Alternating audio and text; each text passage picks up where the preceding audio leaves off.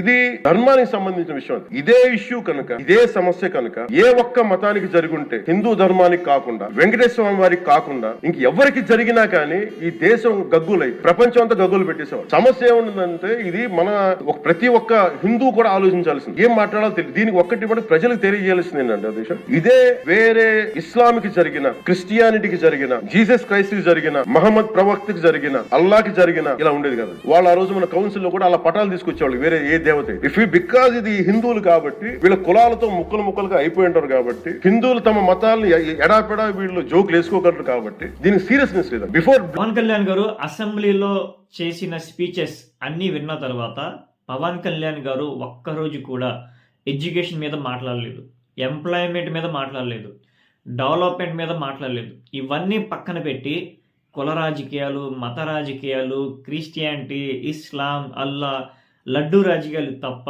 ఇంక ఏది ఆయన మాట్లాడలేదు.